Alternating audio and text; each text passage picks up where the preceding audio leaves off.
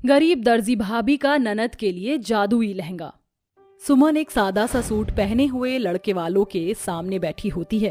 तभी लड़के की माँ यशोदा कहती है, आरती, हमें तुम्हारी सुमन पसंद है। अब तो बस ननद की विदाई की तैयारी शुरू कर लो।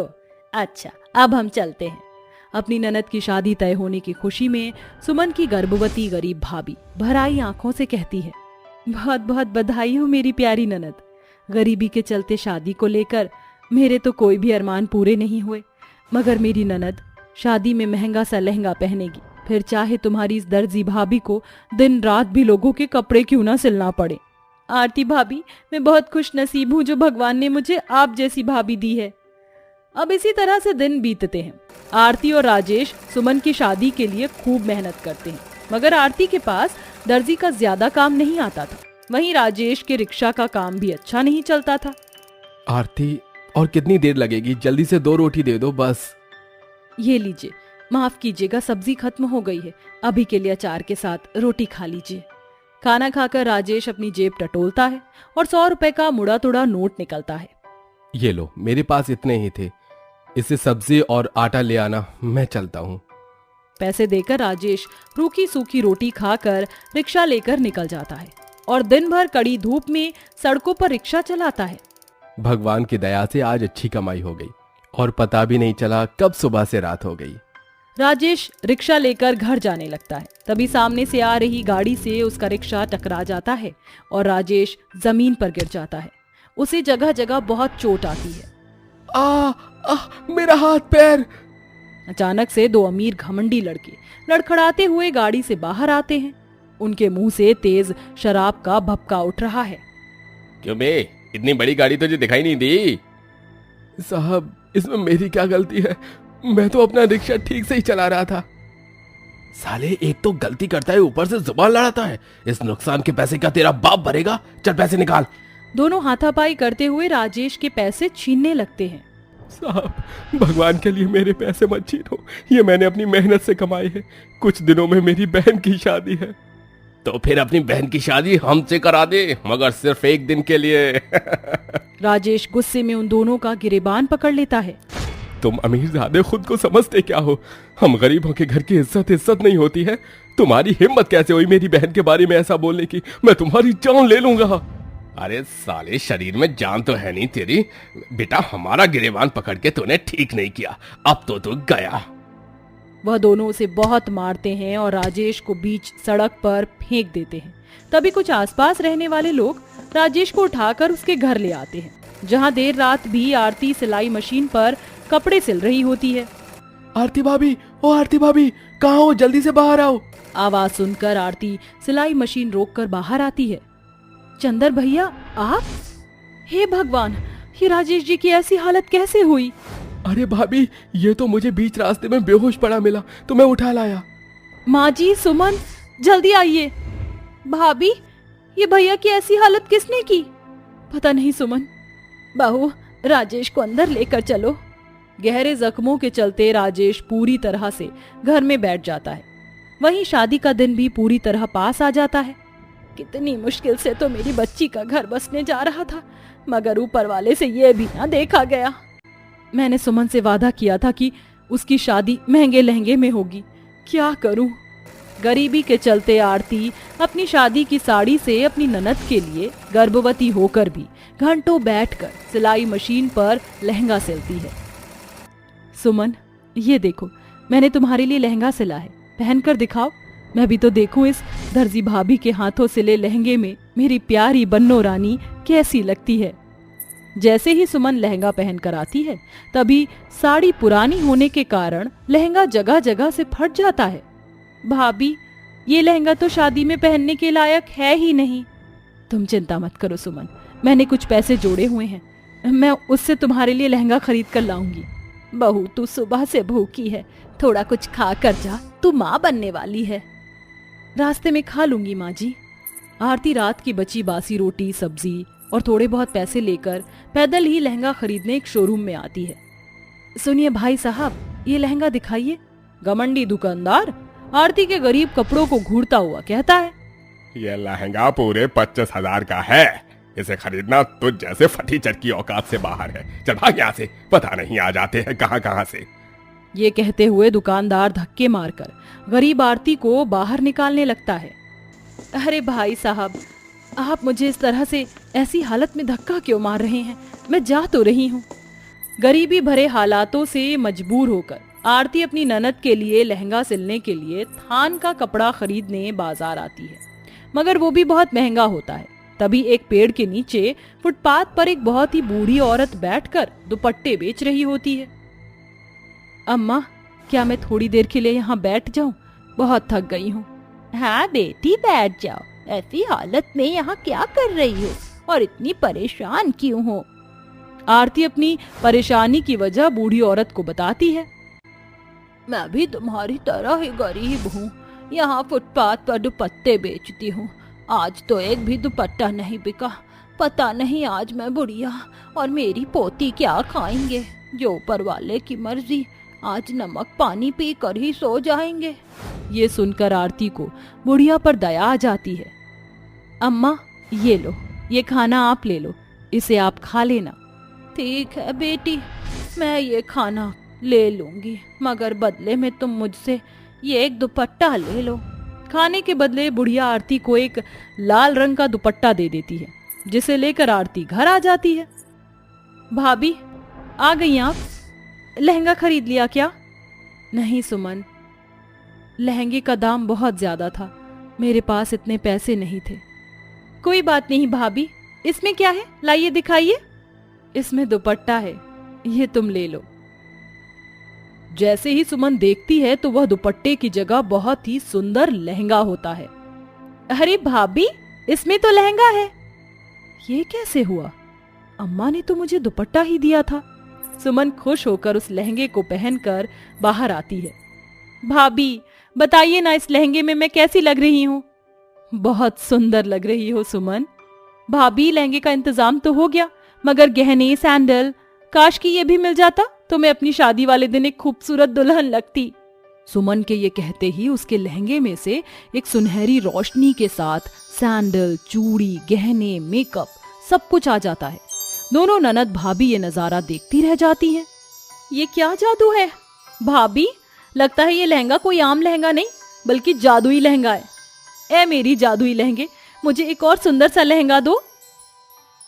ये कहकर सुमन उस जादुई लहंगे को आजमाती है। तभी उसके सामने एक बहुत ही सुंदर लहंगा आ जाता है।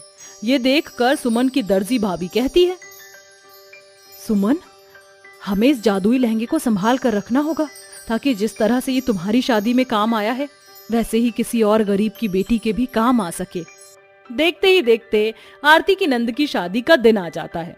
आरती, लहंगे महंगे का इंतजाम तो हो गया। अगर तुम्हारे पास कुछ पैसे हैं तो मुझे दे दो, टेंट और हलवाइयों को देना है। आइए मेरे साथ। आरती अपने पति को जादुई लहंगे के पास लाती है। ए जादुई लहंगे, मुझे कुछ पैसों की जरूरत है, मेरी मदद करो। उसके इतना बोलते ही जादुई लहंगे से पैसे ही पैसे बरसने लगते हैं, जिसके बाद हलवाई ढेरों खाना बनाते हैं और महंगा टेंट लगाया जाता है। पूरा गांव उस गरीब दर्जी भाभी की ननद की शादी में दावत खाकर खुशी से घर लौटता है। वहीं आरती, राजेश, सुमन का कन्यादान कर देते हैं और जादुई लहंगे की मदद से बड़े ही धूमधाम से सुमन की शादी होती है। आरती बहू, आज तेरी वजह से ही तेरी ननद की शादी इतनी धूमधाम से हो पाई है। मैंने कुछ नहीं किया माँ जी। सुमन, सब कुछ इस जादुई लहंगे से हुआ है। इसके लिए मुझे उन बूढ़ी अम्मा को जाकर धन्यवाद देना होगा। अगले दिन आरती बुढ़िया का धन्यवाद करने के लिए मिठाई के साथ उस फुटपाथ वाली जगह पर आती है और एक ठेले वाले से कहती है, जरा सुनिए भाई साहब, यहाँ पर एक बूढ़ी अम्मा बैठकर दुपट्टे बेचती थी, वो आई नहीं क्या? अरे कोई बूढ़ी अम्मा होगी तो आएगी ना बिटिया। पिछले 10 सालों से मैं इसी फुटपाथ पर अंडे की रेडी लगा रहा हूँ। मैंने तो आज तक यहाँ पर किसी भी बुढ़ी अम्मा को दुपट्टे बेचते नहीं देखा। ये सुनकर आरती को ये समझते देर नहीं लगती वो बूढ़ी अम्मा भगवान का भेजा हुआ मदद का रूप थी, जो उस गरीब दर्जी भाभी का उसकी ननद को दिए महंगा सा लहंगा देने के अधूरे वादे को पूरा करने के लिए आई थी। इसके बाद जादुई लहंगे से आरती कई गरीब लड़कियों की शादी में भी उनकी मदद करती है। यहाँ तुम खाना बना रही हो, वहाँ मेरे कपड़े ऐसे ही पड़े हैं। जाओ पहले मेरे कपड़ों पर प्रेस करो, मुझे कॉलेज जाना है। गंगा खुली गैस पर दूध रखकर शीतल के कपड़े प्रेस करने चली जाती है, तो तभी वहाँ उसकी सौतेली बहन काव्या आती है। तुमने अभी तक नाश्ता भी नहीं बनाया? मुझे स्कूल के लिए देरी हो रही है। नाश्ता कहाँ है मेरा? काव्या, बस मुझे 2 मिनट दे दो, मैं शीतल के कपड़े प्रेस करके तुम्हारा नाश्ता लेकर आती हूँ। प्रेस करने के बाद गंगा रसोई में जाती है। ओहो, ये क्या, दूध गिर गया। अगर माँ ने देख लिया तो वो मुझे बहुत डांटेंगी। तभी वहाँ पर कोकिला आ जाती है। अरे ओ नास पीटी करम जली, ये तूने क्या कर दिया? तेरी वजह से देख चारों तरफ दूध बिखरा हुआ है। तेरा बाप ला कर रखता है क्या यहाँ पर राशन? माँ मुझे माफ कर दो, मैं तो बस शीतल के कपड़े प्रेस करने गई थी। एक काम करती है और दूसरा बिगाड़ देती है। नहीं माँ, ऐसा नहीं है। कोकिला गंगा के कानों को पकड़कर उसे मरोड़ने लगती है। मनहूस कहीं की, तेरी वजह से रोजाना कोई ना कोई नुकसान होता ही रहता है। माँ मुझे छोड़ दो, मुझे बहुत दर्द हो रहा है। तभी गंगा अपने ख्यालों की दुनिया से बाहर आती है, जहाँ उसके सामने उसकी ननद खड़ी होती है। क्या हुआ भाभी, सब ठीक तो है ना? आप बहुत ज्यादा घबरा रही हो, पसीने भी आ रहे हैं चेहरे पर। मुझे माफ कर दो, मुझे माफ कर दो, मुझसे बहुत बड़ी गलती हो गई। मेरा ध्यान ये पता नहीं कहाँ चला गया और सारा दूध निकल गया। आइंदा मैं ऐसा नहीं करूंगी। अरे चिल करो भाभी, दूध ही तो है, निकल गया तो क्या हुआ? मैं तो जब भी दूध उबालती हूँ हमेशा निकल जाता है, ये कोई बड़ी बात थोड़ी ही है। अब आप इसे छोड़ो, ये मैं साफ कर दूंगी। आप जाकर तैयार हो जाओ। तैयार किस लिए? बारिश होने की वजह से मुंह दिखाई की रस्म रुक गई थी, लेकिन अब सारे मेहमान आ गए हैं और आपकी मुंह दिखाई की रस्म करनी बाकी है। गंगा राधिका के कहने पर अपने कमरे में जाती है और तैयार होकर सभी मेहमानों के पास आकर बैठने वाली होती है, लेकिन तभी किसी चीज में फंसकर उसका पल्लू फट जाता है। जैसे ही उसकी सास माधुरी उसके पास आती है, गंगा घबरा जाती है और घबराहट में कहती है, माफ कर दीजिए माँ जी, मैंने ये जानबूझकर नहीं किया, गलती से ये पल्लू यहाँ फंस गया और साड़ी फट गई, मुझसे बहुत बड़ा नुकसान हो गया। अरे ये साड़ी ही तो है, तुम इतना क्यों घबरा रही हो?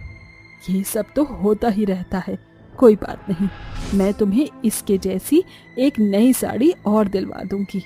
माधुरी प्यार से उसे सभी मेहमानों के पास बिठा देती है, जिसके पास सभी लोग गंगा की मुंह दिखाई की रस्म करते हैं। अपनी सास और ननद का ये प्यार देखकर गंगा को अपनी सौतेली माँ और सौतेली बहन की याद आने लगती है। ओह, मैं तो इतने सारे बैग लाकर थक ही गई हूँ, शॉपिंग बैग्स। ओहो कितने भारी हैं ये। अरे कहाँ है ये काव्या, शीतल, अनन्या, जल्दी यहाँ आओ। कोकिला अपनी तीनों बेटियों के लिए नए नए कपड़े लेकर आती है, जिसे देखकर गंगा कहती है, माँ आप मेरे लिए क्या लेकर आई हो, जरा मुझे भी दिखाओ। जा जा, तेरे लिए क्यों कपड़े लेकर आऊंगी मैं? तो कौन सा मेरी बेटी है? तू तो मेरे पति का गंदा खून है, जो मेरे सर पर बोझ बनकर पड़ा है। ये सब याद करके गंगा की आंखों में आंसू आ जाते हैं और वो अपने आप से कहती है, मेरी माँ और मेरी बहनों ने कभी मुझे अपना माना ही नहीं था, लेकिन मेरे ससुराल में मेरी सास और मेरी ननद मुझे अपने से बढ़कर मानती हैं। ऐसा सोचकर गंगा बहुत खुश होती है। देखते ही देखते सभी मेहमान चले जाते हैं। इसके बाद पूरा परिवार एक साथ खाने के टेबल पर खाना खा रहा होता है, जिसके चलते गंगा सभी को खाना परोस देती है और वहाँ खड़ी हो जाती है। चलिए खाना शुरू कीजिए। अरे बहू, जब तक तू बैठेगी नहीं तब तक हम सब खाना कैसे खाएंगे? चला जल्दी से बैठ जा, बहुत जोरों से भूख लगी है। आप लोगों के बाद ही तो मैं खाना खाऊंगी, आप लोगों से पहले मैं खाना कैसे खा सकती हूँ? ये सुनकर माधुरी, राधिका और रवि हैरान रह जाते हैं। भाभी आप हमारे घर का हिस्सा हो और हम सभी एक साथ खाना खाते हैं, ना कि अलग अलग, इसलिए आप हमारे साथ बैठकर खाना खाओ। ओहो, अब ये भी मुझे ही समझाना होगा। माधुरी अपनी कुर्सी से उठती है और एक थाली में गंगा का खाना परोस देती है, जिसके बाद वो उसे कुर्सी पर बैठाकर अपने ही हाथों से एक निवाला उसे खिलाती है। बहू के साथ साथ तू मेरी बेटी भी है। जब मैं अपनी बेटी को हाथ से खाना खिला सकती हूँ तो तुझे भी खिला सकती हूँ, और इसे अपना ही घर समझ बहू, ये कोई पराया घर नहीं है। खाने का पहला निवाला खाते हुए गंगा की आंखों में आंसू भर आते हैं और वो रोते हुए अपनी सौतेली माँ और सौतेली बहनों के बारे में अपने ससुराल वालों को बताने लगती है। अरे भूख के मारे पेट में दर्द हो रहा है, नास पीटी, जल्दी से खाना लगा दी। गंगा सभी के लिए गर्मा गर्म खाना टेबल पर लगा देती है, जिसके बाद वो खुद भी खाने के लिए कुर्सी पर बैठने जा ही रही होती है कि तभी अनन्या उसकी कुर्सी को लात मार कर उसे गिरा देती है। तुम्हारी इतनी औकात नहीं है कि तुम हमारे साथ बैठकर खाना खाओ, जाओ जाकर काम करो। बेचारी गंगा जमीन पर गिर जाती है, उसे चोट भी लग जाती है। मैं भी तो इस घर का हिस्सा हूँ, मैं आप लोगों के साथ खाना क्यों नहीं खा सकती? हाँ हाँ, तू इस घर का हिस्सा नहीं, इस घर की नौकरानी है, और नौकरानी को अपनी हैसियत नहीं भूलनी चाहिए। हे भगवान, तुम्हारी सौतेली माँ और सौतेली बहनों ने तुम्हारे ऊपर बहुत अत्याचार किया, जो कि उन्हें ऐसा नहीं करना चाहिए था। लेकिन ये घर अब तुम्हारे लिए ससुराल नहीं बल्कि तुम्हारे मायके से बढ़कर है, और साथ ही तुम इस घर का हिस्सा भी हो। उस दिन गंगा पेट भर कर खाना खाती है और उसे बहुत अच्छा लगता है। सभी लोग खाना खाने के बाद अपने अपने कमरों में चले जाते हैं। इसके बाद गंगा रसोई में बर्तन धोने चली जाती है। बर्तन धोते हुए अचानक से एक कांच का बाउल उससे नीचे गिर जाता है। तभी वहाँ रवि पहुँच जाता है। रवि को देखकर गंगा घबरा जाती है। माफ कर दीजिए, मुझसे गलती हो गई, ये मैं जानबूझकर नहीं किया, मेरे हाथों में बर्तन फिसल गया। अरे एक कांच का बर्तन ही तो है, मैं दूसरा ले आऊंगा, इसमें तुम्हें माफी मांगने की कोई जरूरत नहीं है। लाओ, मैं तुम्हारी मदद करवा देता हूँ। रवि गंगा के साथ मिलकर सारे बर्तन धुलवा देता है, जिसके बाद वो दोनों अपने कमरे में जाते हैं, जहाँ रवि गंगा के पैर दबाने लगता है। अरे आप ये क्या कर रहे हो? ऐसा मत करो। सुबह से काम कर रही हो, तुम थक गई होगी, अगर मैं तुम्हारे पैर दबा दूंगा तो कोई बड़ी बात नहीं है। रवि का ये बर्ताव गंगा को बहुत प्यारा लगता है। वो रवि के गले लगकर रोते हुए कहती है, पता नहीं कौन से अच्छे कर्म करे थे मैंने, जो मुझे ये परिवार मिला।